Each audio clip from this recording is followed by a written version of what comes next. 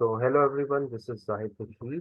Today I am going to discuss the next part of our Stata training.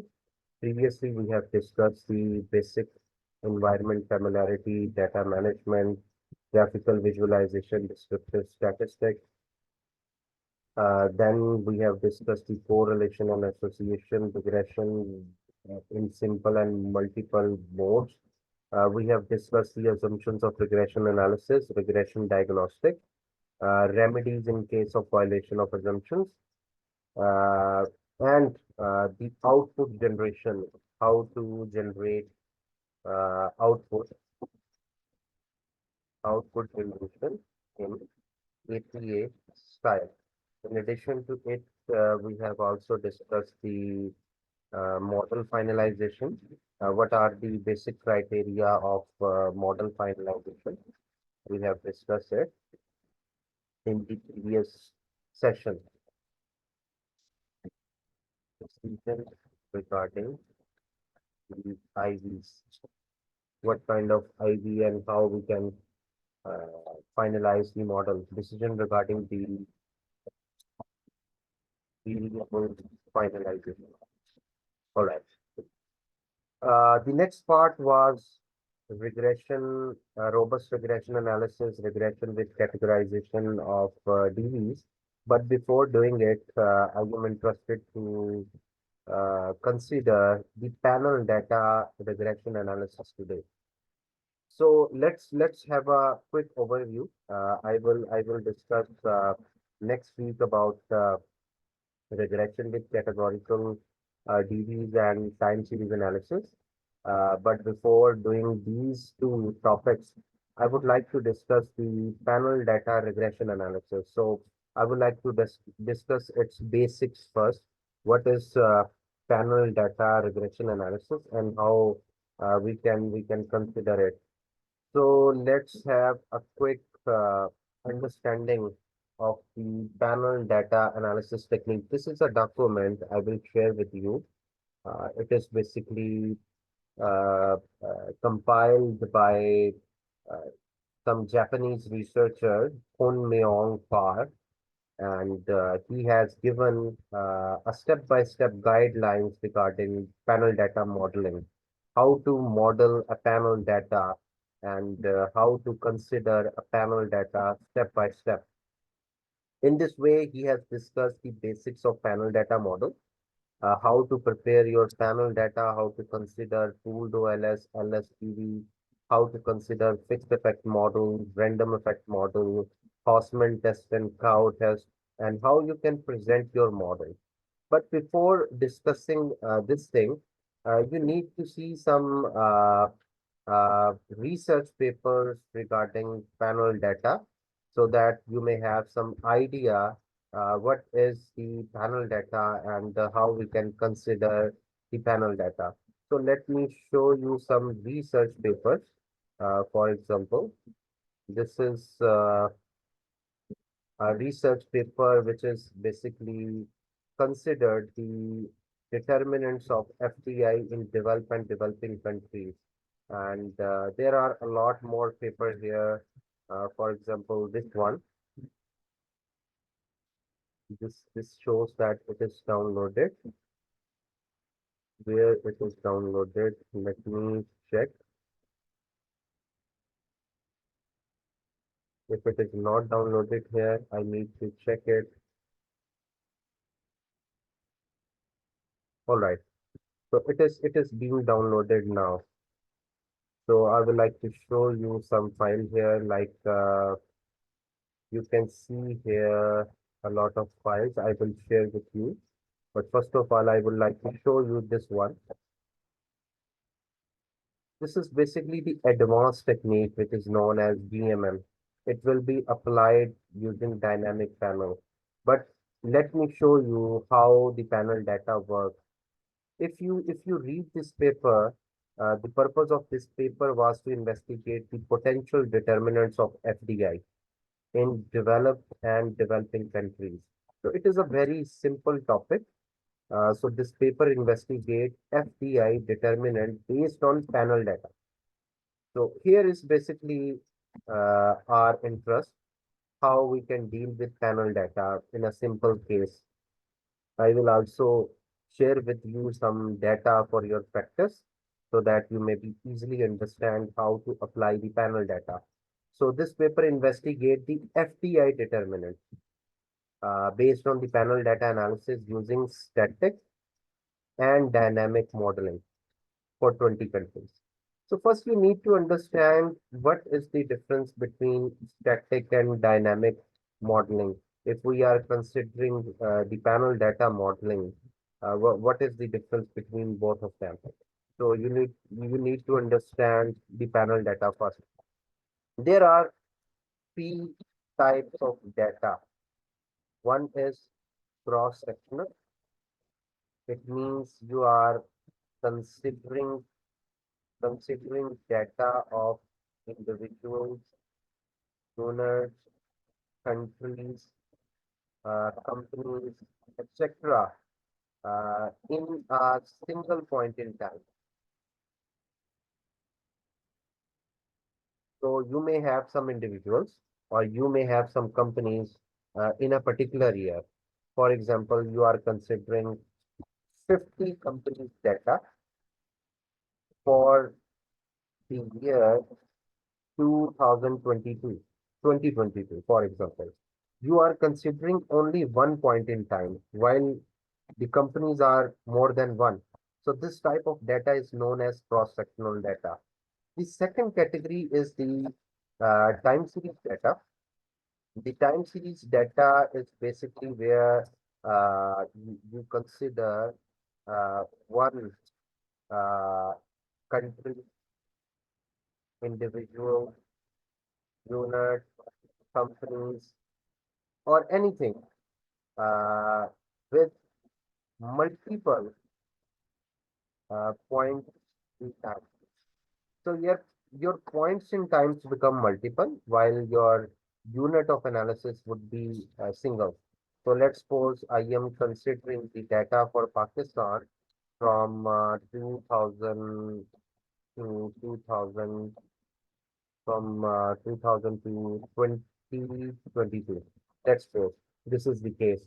Now, there is a single country while there are a number of years. It may be yearly data, it may be monthly data, it may be quarterly data, but the time dimension is more than one. In case of cross-sectional, the time dimension is one, while the unit of analysis would be more than one. In case of panel data, it is a combination of time series plus cross section. It means sometimes we may have some data where we have multiple individuals, countries, companies, or units, along with multiple time, multiple points in time. For example, we are getting 50 country data with 40 years time. Like we can take data from 1981 to 2021. It's a 40 years time period with 50 country data. Now here the number of cross sections are more than one and number of time periods are more than one. So this kind of data is called panel. This is the basic. Next is what kind of analysis technique we can deal with panel data. So there are two types of analysis techniques that we can use with panel data analysis techniques with panel data.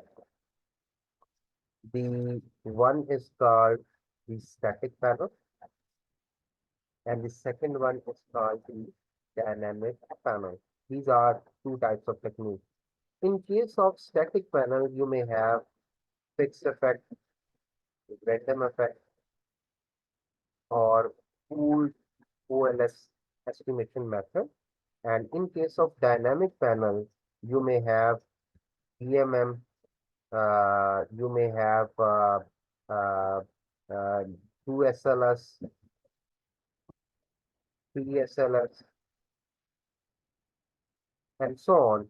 And in some other cases, you may have uh, if your time dimension is high, you may have channel ARDL or quantile regression. These are some special cases. Panel quantile. These would be considered as special cases in panel. I will let you know their reasons too. In which condition panel data become pool data? I will let you know step by step. I am just giving a brief introduction. When to use pooled analysis, when to consider the random analysis, when to consider the fixed analysis. I will let you know. So don't worry about it. All right. This is something we are going to discuss with the procedure. So let me show you the paper again. Here they have considered the static panel as well as dynamic panel. It means they are going to consider what we have called the fixed effect, random effect, pooled OLS as a static panel technique and dynamic panel technique as a GMM, 2 SLS, 3 SLS, and so on. There may be some other technique like panel threshold model too. This is some advanced technique, panel threshold. You may also consider them in dynamic panels. So in this paper, they have discussed the static as well as dynamic modeling with 20 countries. They have considered 11 developed countries and 9 developing countries over a period of 2004 to 2013. So there is a time dimension here and there is a country dimension here. More than one countries are here and more than one time period are here. So they have applied this scenario. For static model estimation, they have used Hausman test.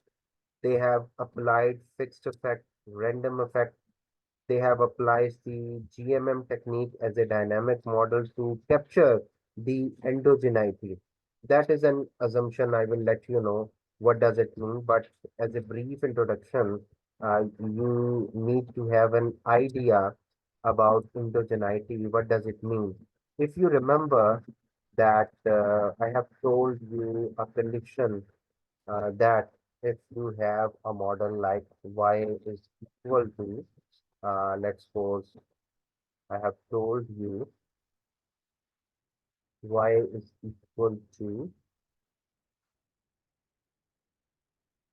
this is the beta, where is beta? Yes, this one. This is beta naught.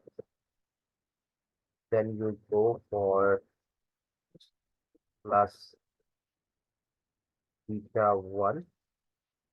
Then you go for beta 2. All right. Let's suppose this is the basic model and then you put the error term. Like if I go here, I would find an error term in the equation like this epsilon like this. Now this is error term. These are betas. Let's suppose with beta 1 we have x1 and with beta 2 we have x2.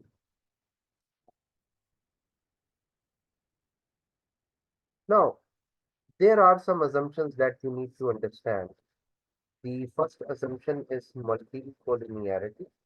The second assumption is serial correlation. The third assumption is endogeneity.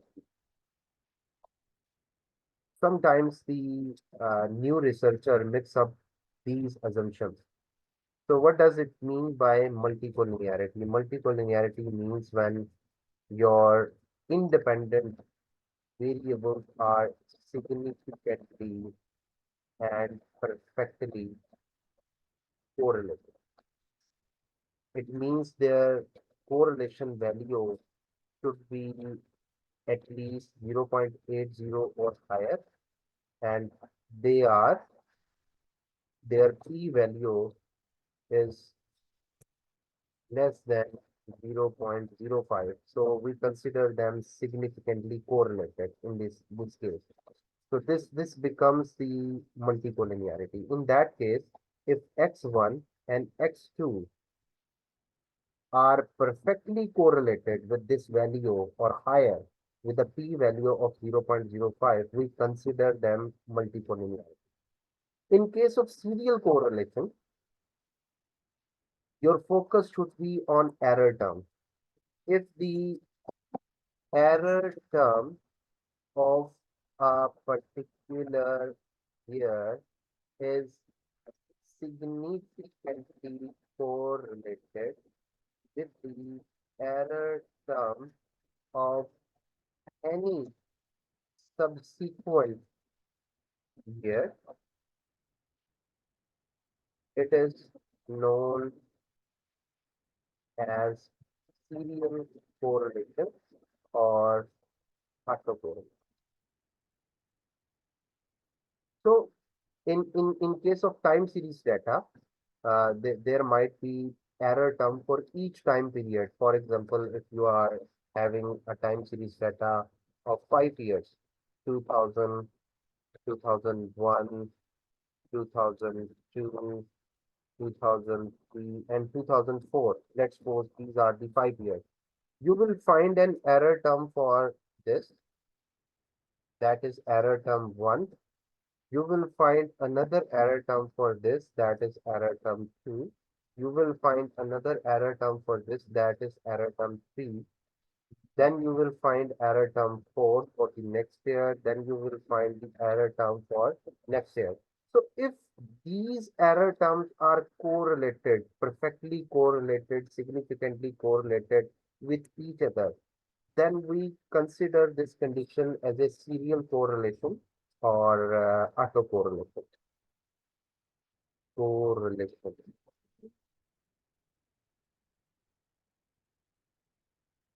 All right. Serial correlation or autocorrelation. Now, what is endogeneity? Endogeneity is basically a special case that we need to understand because I will also consider the dynamic panel estimation uh, for your convenience in this week. So you need to have an idea about endogeneity. What is endogeneity and how it is related with panel data. So first you need to understand the basic concept of endogeneity. Endogeneity is basically a situation where your independent variable like x1 or x2, they are correlated with your error term. If they are significantly correlated with your error term, in that case we consider this type of condition as a endogeneity. For example, I would like to show you something from here. Uh, Let me show you through symbolization process. So let's suppose your x1 is correlated with this.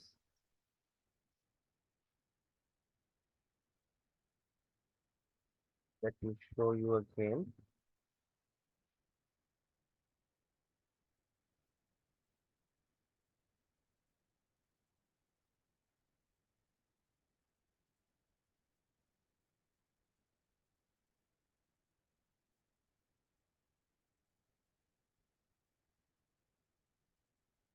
So your x1 is correlated here, and in the same way, you may have another correlation. You might have the correlation of x2 here.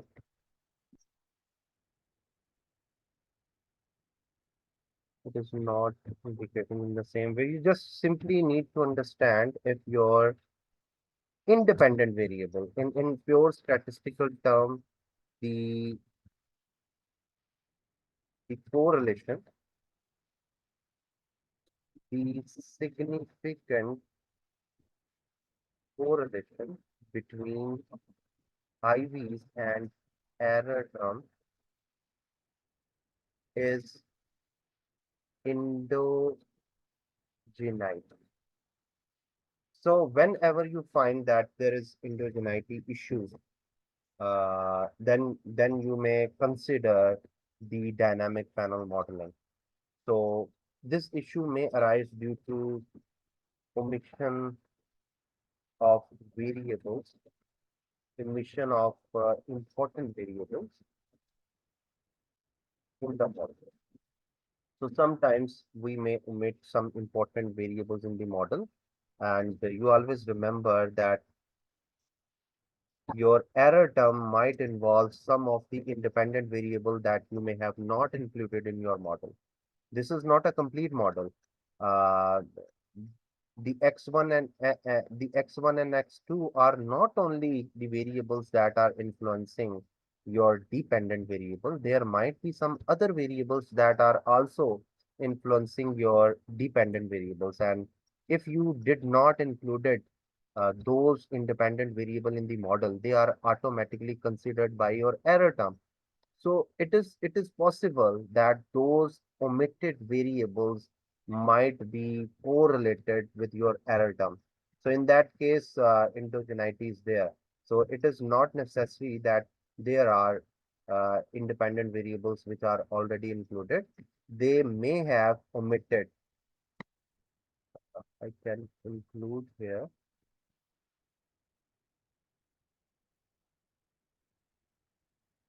omitted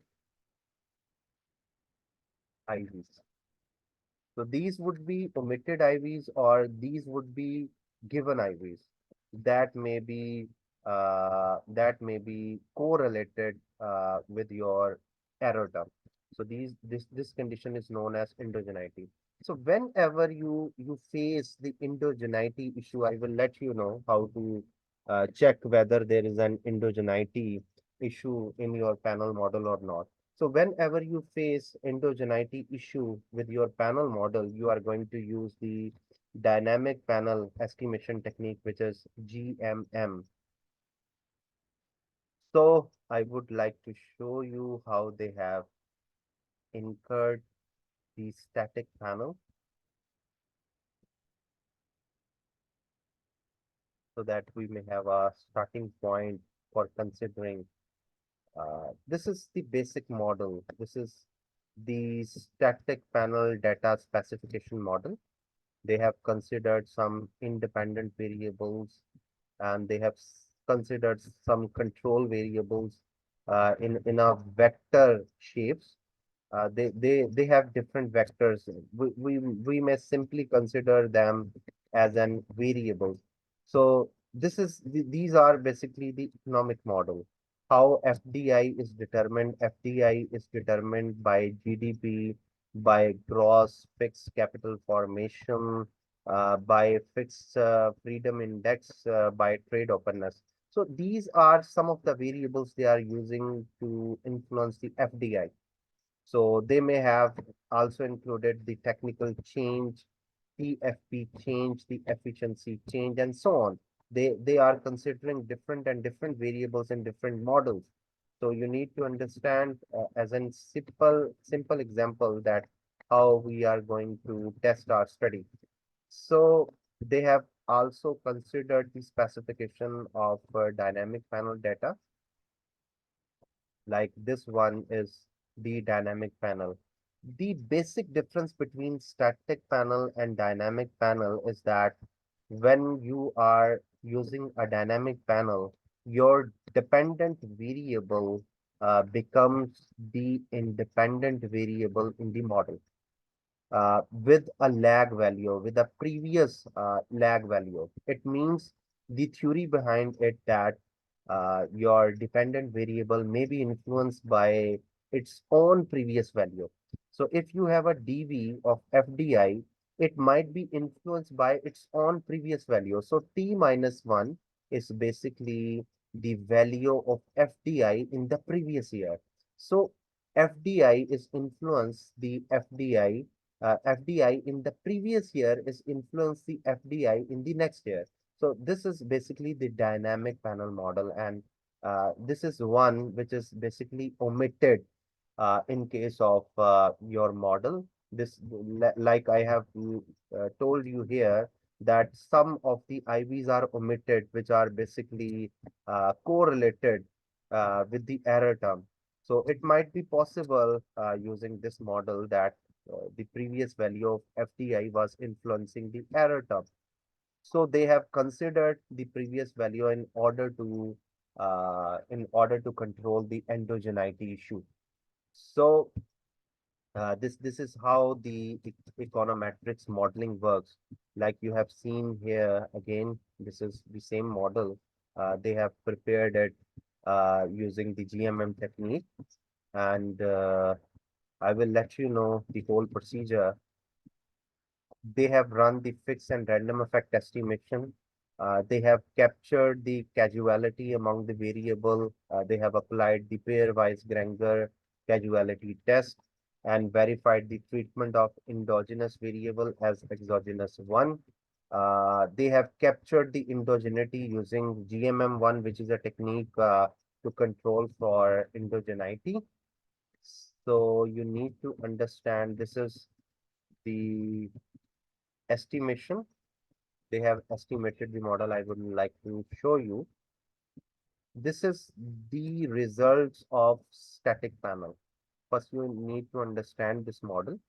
If you see, this is the baseline model with some of the variables they have indicated in the baseline model. Then this is the results of model 2, this is the result of model 3, and these are the result of model 4, where they have used some dummy variable in the analysis. So what are these? These are basically the static panel results of the developed countries. In the same way, they have considered the static panel of developing countries, the second combination. So they have considered the developing and developed countries in this analysis. So they have provided different model with different combinations of variables. So I would like to show you something more. Then we will start what is expected for today. So, to account for endogeneity emerging from reverse causality association, dynamic panel regression proposed by Arlino and Bond 1991 with 2-year lag is used. So, they have used this procedure to control for endogeneity. So what they have found, FDI is having persistent effect because of positive and significant past value. As I have told you that sometime your DV is influenced by its past value. So they have considered the 2-year past value, the one with FDI T minus 1, and the second one is FDI T minus 2. So they have considered two previous year values in order to influence the FDI in order to control the endogeneity issue. So this is Granger causality, and this would be the GMM method for estimating your regression. Like they have use the one-step GMM or system GMM technique. I will let you know the detail about it when I will consider the GMM method, but they have obtained the result. You can see here FDIT minus 1 and FDIT minus 2 as the significant variable in mostly cases, and you will find a positive impact. Like in this case, it would be negative but not significant. In this case, positive was significant and negative was not significant. And in this case, both of the positive impact are significant. So they have included the previous values of their DVs in order to control the endogeneity issue here. So they have considered the model like this. So let's start our discussion for today. I will let you know the next thing for today discussion, and I will share you uh, this file for your consideration. This is the file which will let you know the basics of panel data modeling, what is panel data and how would you consider the panel data? As I have told you that panel data may have individual groups effect and time effect or both. So we are considering the time dimension as well as the country or companies or individual dimension in panel data. So it is also called the longitudinal data or cross-sectional time series data.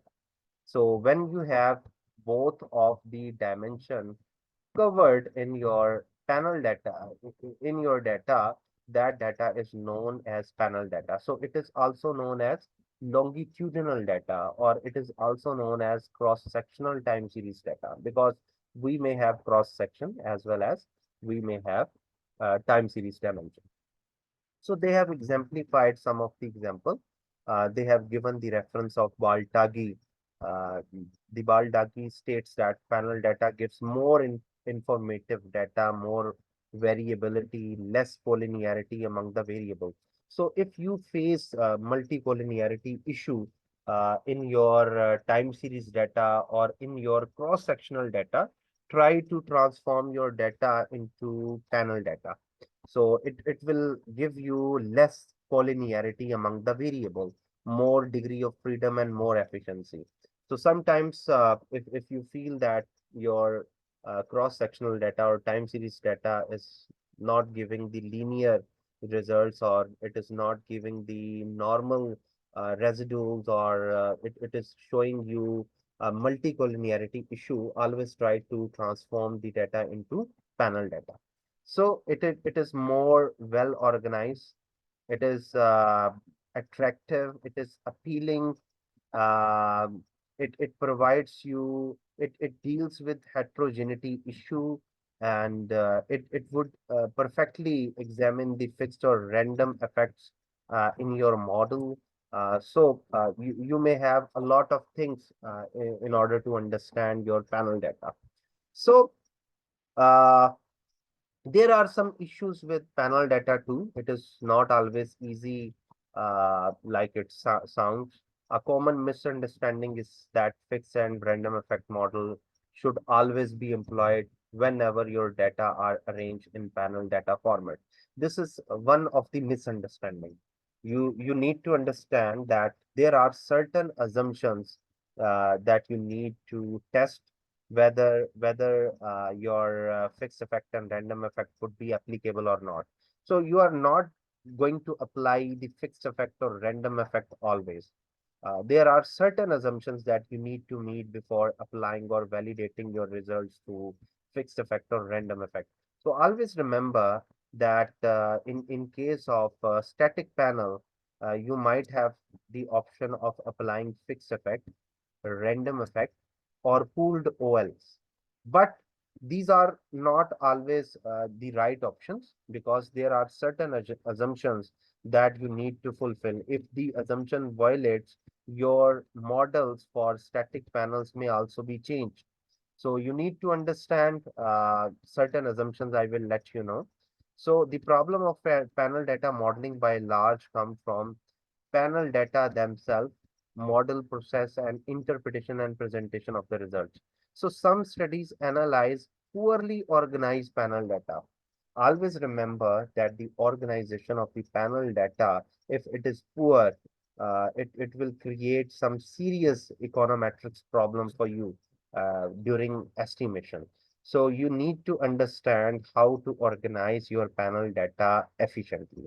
The second thing is some other mechanically apply fixed or random effect model in haste without consideration of the relevance of such model. So you need to understand the relevance first, why you are going to apply such model. So if there is a relevance, you need to apply it. If there are not relevance, then you should avoid these models. So careless researcher often fails to interpret the results correctly and to present them appropriately. I will let you know the step procedure, how you can interpret these models with a careful explanation, with the careful interpretation. So you need to understand the basics. So how you can prepare your panel data model. This section describes how to prepare panel data set using Stata. This is basically a very old version document. They have not released the recent document, but I will let you know how to use this process using the real data. So they have considered the process using an example of the US Airlines data, but we are not going to use that data as we have already committed towards using the real data. So I will let you know the procedure. They have used the sum command, ts command, and they have also considered the xt sum command. I will let you know. In case of simple pool data, or in case of cross-sectional data, we may have a sum command. But in case of panel data, we may have xt sum command. So I will let you know the procedure. Here you can find three types of statistics, that is overall, between, and within. And you will see these three things in the regression results of panel data too. So you need to understand what is the difference between overall, between, and within.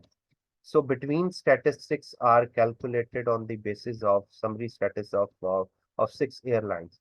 So these are basically between are used for entities.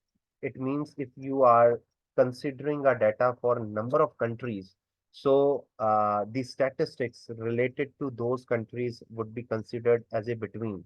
So what is the average values between those entities would be placed in front of it. So there is a standard deviations between these entities. There is a minimum values between these entities. There is a maximum values between these entities. In the same way, if you are considered estimation of value within a specific entity in different years, then you are considering within uh, categories. So I will let you know through the practical procedure. For example, we have we have a 5 year data relating to Pakistan. Let's solve. I will take it down. We have a 5 year data related to Pakistan. The data for Pakistan 2000, the data for Pakistan 2001, the data for Pakistan 2002, the data for Pakistan 2003, and data for Pakistan 2004. So we have 5 year data. If we are considering the estimation for a single country between different years, then this is called within analysis. Within analysis. If we are considering country to country variation, like between Pakistan and India, it is called between analysis. And if we are considering all countries like Pakistan, India, Bangladesh, and so on,